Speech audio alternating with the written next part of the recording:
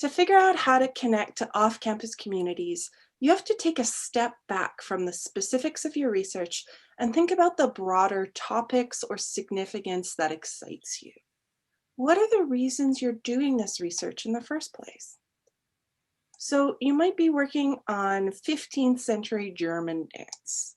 You're not necessarily going to find an off-campus organization working on that topic. So think about, why are you researching this? Is your concern gender dynamics in the dance community, the class politics around dance instruction in that century? Do you love connecting people to historical art forms? Are you into the costumes? So the first step is to figure out if you already have connections to organizations that care about this same big thing that excites you. So do you go and see all of the performances of a dance troupe in your city? Does your aunt work with a nonprofit that addresses income inequality in creative communities? Does your supervisor have off-campus collaborators, or do they know someone else in your department who does?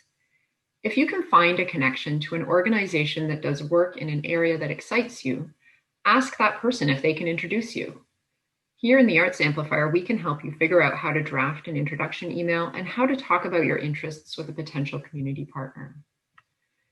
It's also a good idea to figure out if there are any organizations that you don't have connections to. What community-based organizations or not-for-profits are out there that you haven't heard of? We can help you to develop a stakeholder map, and sometimes we even know folks in these organizations who we can introduce you to. The next step is to connect with these people. Drop them an email, invite them for a virtual coffee. You want to ask for 20 minutes of their time.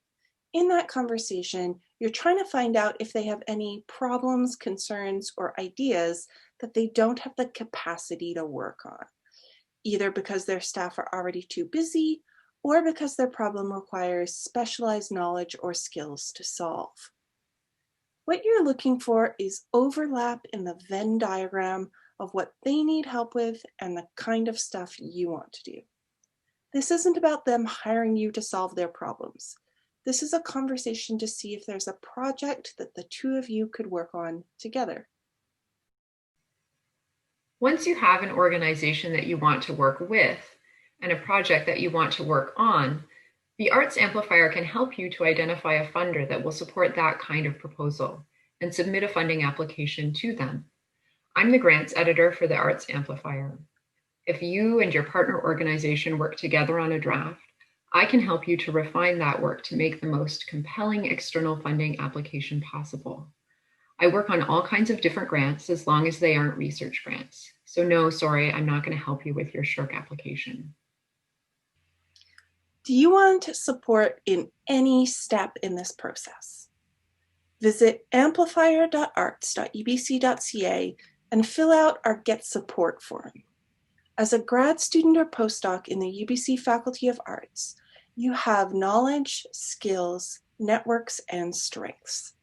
We help you to put them into action.